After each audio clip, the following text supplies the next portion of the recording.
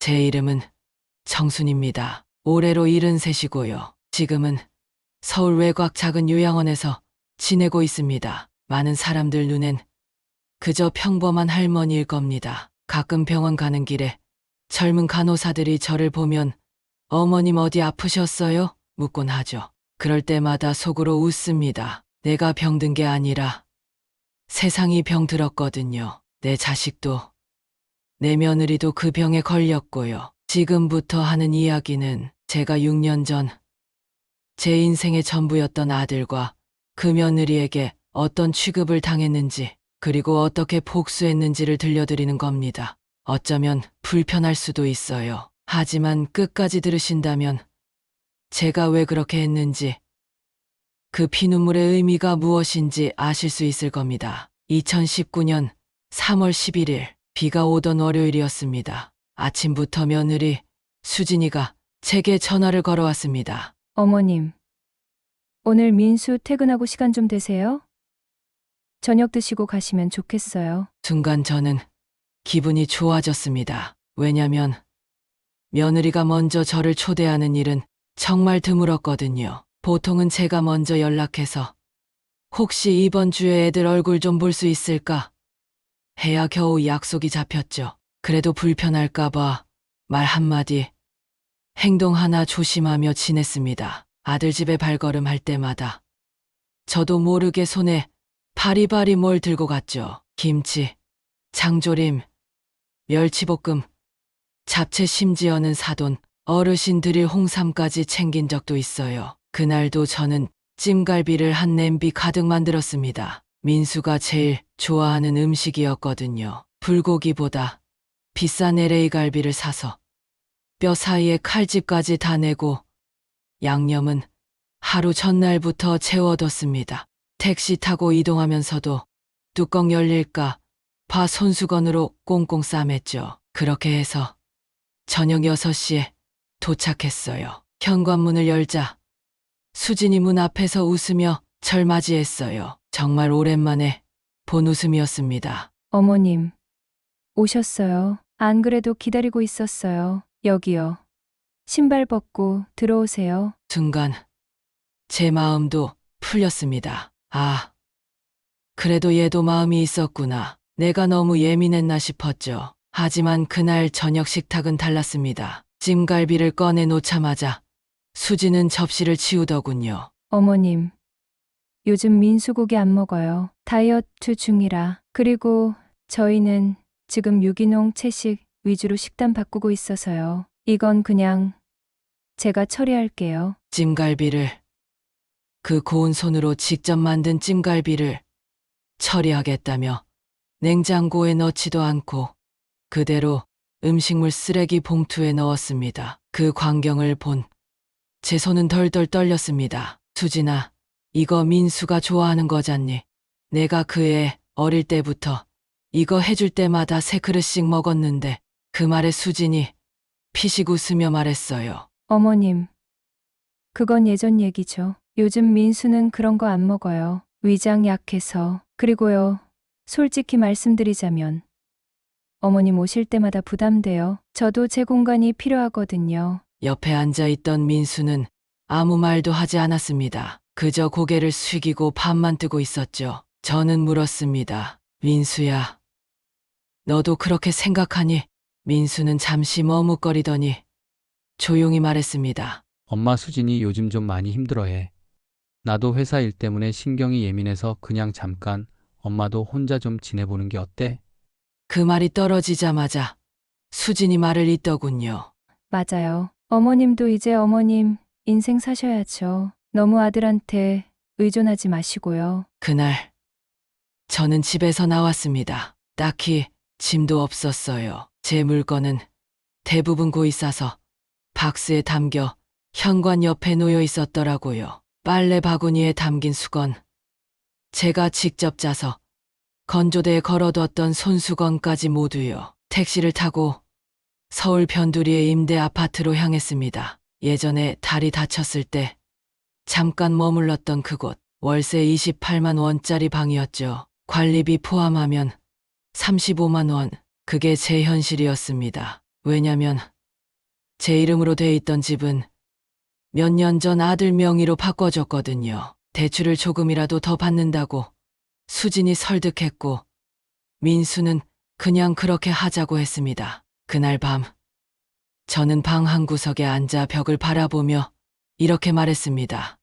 그래, 두고 보자. 너희가 나를 이렇게 만들었으니 내가 끝을 보여주마. 서울 외곽, 낡은 임대 아파트 3층, 엘리베이터도 없고 복도는 어둡고 눅눅했습니다. 방은 전기장판 하나 없으면 얼어 죽을 정도로 추웠고 창문 밖에선 고양이 울음소리만 들려왔습니다. 바닥엔 누군가 버리고 간 낡은 장판이 덮여 있었고 벽지는 군데군데 곰팡이로 검게 물들어 있었습니다. 그날 제 몸보다 더 추운 건 마음이었습니다. 한동안 저는 침대도 없이 바닥에 담요를 깔고 잤습니다. 고요한 밤이면 자꾸 며느리 얼굴이 떠올랐습니다. 그 말투, 그 눈빛, 그 얄밉던 웃음소리, 그리고 민수, 제 아들.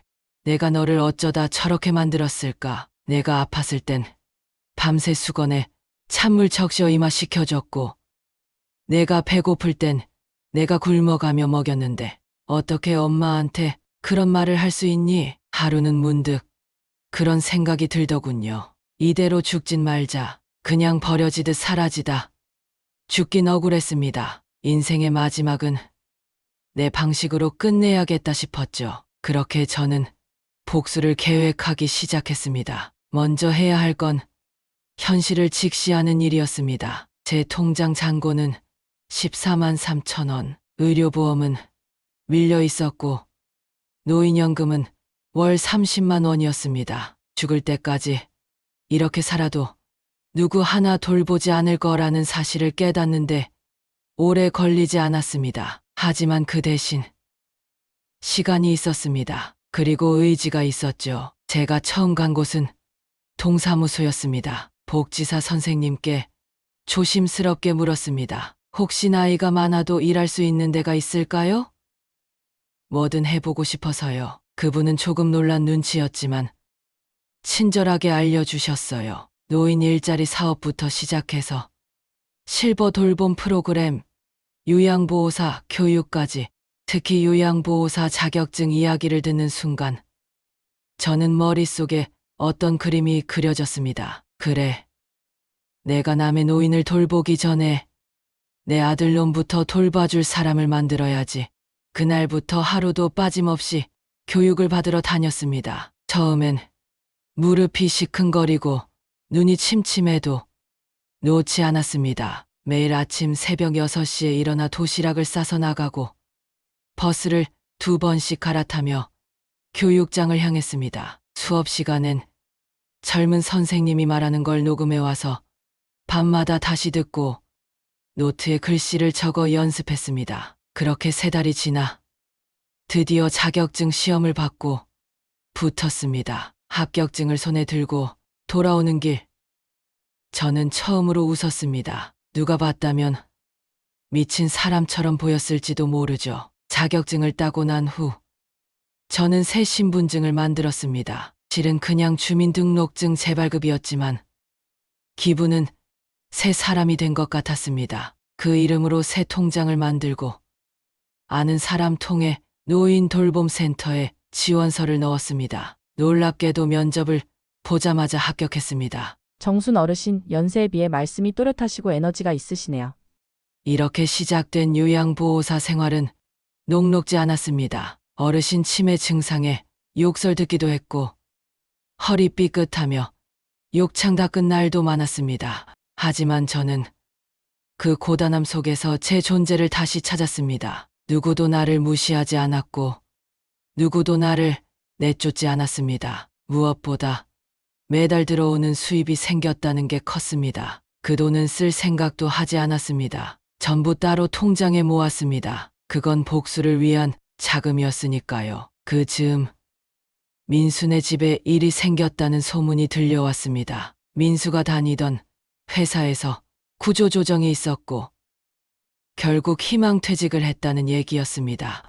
퇴직금도 얼마 안 되는 액수였고요. 수지는 강남에 피부관리실을 차렸는데 코로나 때문에 문 닫기 직전이란 말도 들려왔습니다. 저는 조용히 아무 말도 하지 않았습니다. 대신 그들의 SNS를 지켜봤고 수진의 블로그, 유튜브, 심지어 네이버 카페까지 뒤졌습니다.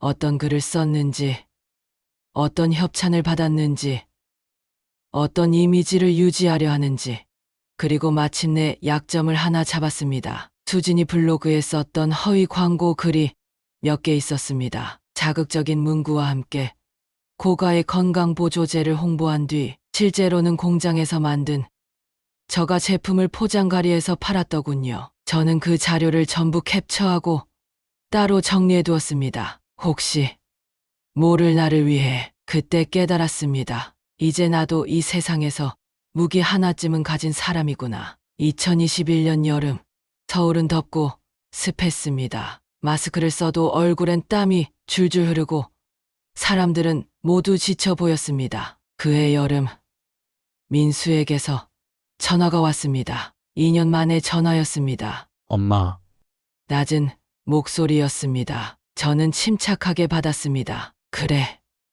왜? 혹시 요즘 어디 사는지 좀 알 수 있을까? 사실은 수진이 많이 아파. 병원에 입원했어. 수진이 입원했다고요? 솔직히 말하면 처음엔 속이 시원했습니다. 하지만 겉으론 티 내지 않았습니다. 그래서? 내가 뭘 해주길 바라니? 사실 아이가 아직 어리고 내가 요즘 일도 없어서 엄마가 좀 도와줄 수 있을까 해서. 수진이 없는 동안 애 좀 봐주면 안 될까? 순간 전화를 쥔 제 손이 땀으로 젖었습니다. 이게 바로 하늘이 주는 기회일까? 아니, 내가 만들어낸 결과일까? 주소 보내. 그렇게 다시 그 집의 문을 열었습니다. 2년 전 짐짝처럼 쫓겨났던 그 집 초인종을 누르자 안에서 민수가 나왔습니다. 머리가 반쯤 빠지고 얼굴은 까맣게 그을려 있었습니다. 그 뒤로 고개만 내민 아이는 이제 겨우 5살. 저를 보고 눈을 동그랗게 뜨고 웃었습니다. 할머니, 그 한마디에 마음 한켠이 흔들렸습니다. 그래도 복수는 멈출 수 없었습니다. 집안은 예전 같지 않았습니다. 고급 소파 대신 중고 가죽 소파가 놓여 있었고 식탁은 흔들렸습니다. 무엇보다 부엌 뒤 조용했습니다. 수진이 없으니 그 알던 차가운 활기도 사라졌더군요. 민수는 수진이 루푸스라는 자가 면역 질환을 앓고 있고 장기 치료가 필요하다고 말했습니다. 수진은 병원에서 제가 오게 될 줄 몰랐을 겁니다. 엄마 예전 일은 정말 미안했어. 수진이도 많이 반성했어. 요즘은 많이 변했어. 그 말을 듣고도 저는 대답하지 않았습니다. 그저 고개만 끄덕였습니다. 처음엔 아이 돌보기만 했습니다. 밥을 해주고 아이를 씻기고 낮잠을 재우고 책을 읽어줬습니다. 그런데 며칠 지나니 자연스레 민수가 제게 부탁하는 일이 늘어났습니다. 엄마, 혹시 오늘은 반찬 좀 해줄 수 있어? 저녁 사올 돈도 지금 빠듯해서. 엄마, 아파트 관리비가 밀렸는데 혹시 조금만 보태줄 수 있을까? 나중에 꼭 갚을게. 그때마다 저는 웃으며 말했습니다. 그래. 내가 보태줄게. 걱정 말고. 아이부터 잘 키우자. 그러면서도 하나하나 기록했습니다. 얼마를 썼는지, 어디에 썼는지, 어떤 약속을 했는지 다 적었습니다. 언젠가 그게 증거가 될 날이 올 거라 믿었으니까요. 그리고 집안의 물건도 하나씩 바꿨습니다. 제가 고른 냄비, 제가 산 청소기, 제가 달아준 커튼. 그렇게 천천히 집의 분위기가 바뀌기 시작했습니다. 한 달쯤 지나자 수진이 퇴원했습니다. 그리고 마주쳤습니다. 그 순간 수진은 멈칫하더니 억지로 웃었습니다. 어머님 오셨네요. 저는 말했습니다. 그래.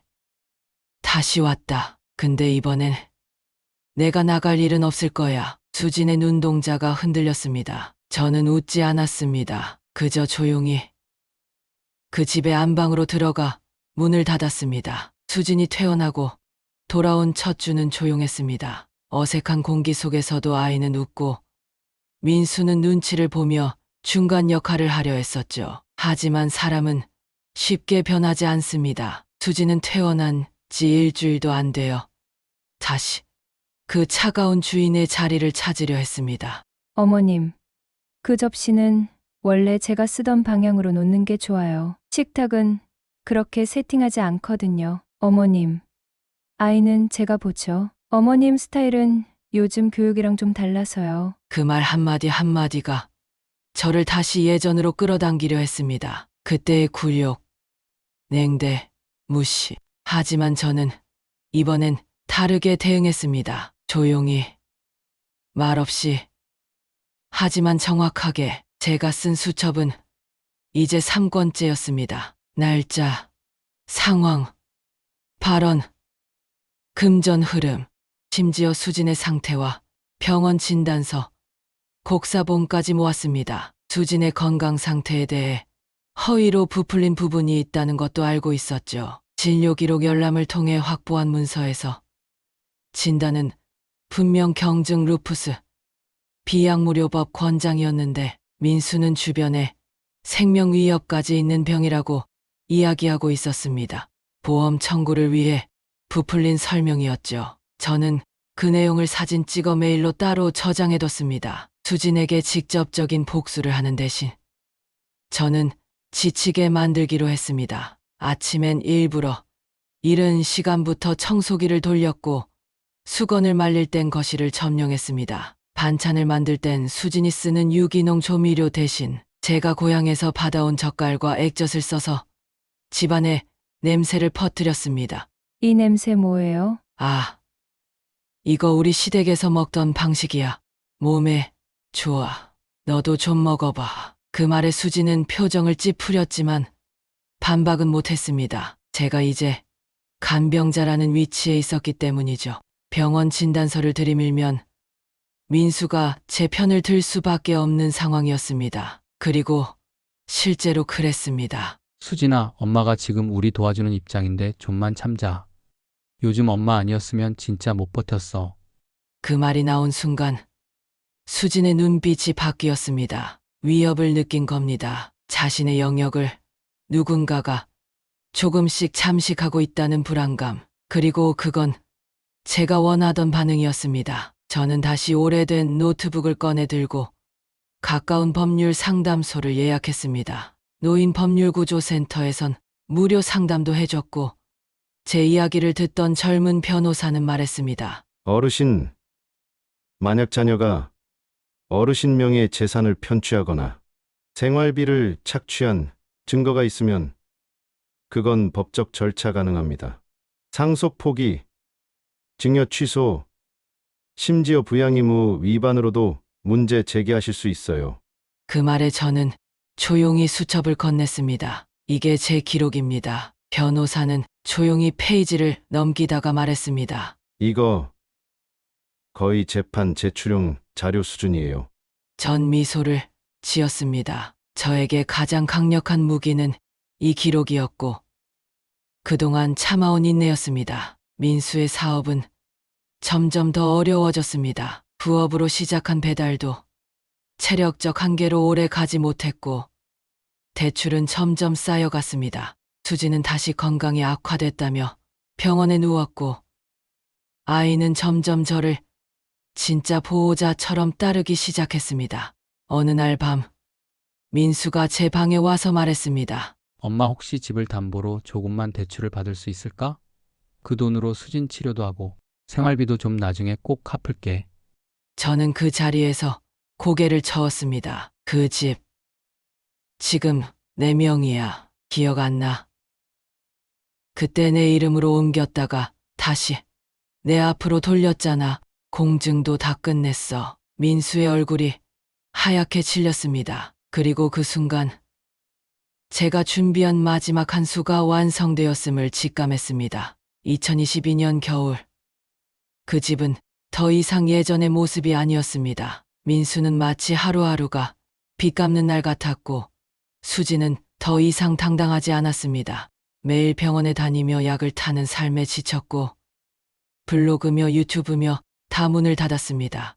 완벽한 아내의 가면은 벗겨졌고 남은 건 피폐한 한 인간뿐이었습니다. 그 사이 아이는 완전히 제 곁으로 왔습니다. 자다가 울면 할머니를 찾고 배고프면 제 손을 먼저 잡았습니다. 전 그 아이의 눈을 볼 때마다 생각했습니다. 너만은 나처럼 당하지 않게 해줄게. 저는 변호사와 함께 공증사무소에 갔습니다. 제 전 재산, 그리고 현재 명의로 돌려놓은 집 한 채, 적금, 계좌 3개를 모두 정리한 유언장을 작성했습니다. 수혜자는 단 1명, 손녀딸이었습니다. 조건은 단 하나, 성인이 되기 전까지 그 돈은 후견인이 직접 쓰지 못하고 별도 신탁 계좌로 관리된다는 것이었죠. 수진이나 민수에게는 단 한 푼도 가지 않도록 완벽하게 법적 장치를 걸었습니다. 마지막으로 저는 녹음기를 켰습니다.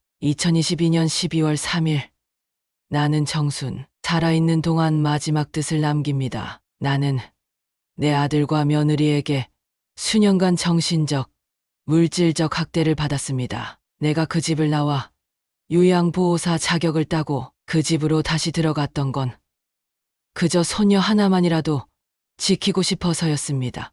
내 아이는 내게서 멀어졌지만 나는 더 이상 아무에게도 밟히지 않을 것입니다. 며칠 뒤 식탁에서 저는 고요히 입을 열었습니다. 민수야, 수진아, 나 이제 다시 내 집으로 돌아가려고 해. 민수가 말했습니다. 엄마, 무슨 소리야? 여기서 계속 같이 지내면 안 돼? 수진은 눈치를 보며 물었죠. 혹시 무슨 일 있으세요? 저는 고개를 저었습니다. 아니, 그냥 이제 됐다 싶어서. 이제 너희는 너희 길로 가고 나는 내 인생 마무리하러 갈 거야. 그 말에 수진이 불안한 눈빛을 감추지 못했습니다. 저는 자리에서 일어나 봉투 하나를 꺼냈습니다. 이건 내 변호사 연락처야. 혹시 무슨 일이 생기면 그 사람한테 연락해. 그리고 내가 그동안 쓴 카드 영수증, 내가 입금한 내역, 수첩에 다 적혀 있어. 혹시라도 나중에 말 바꾸지 마.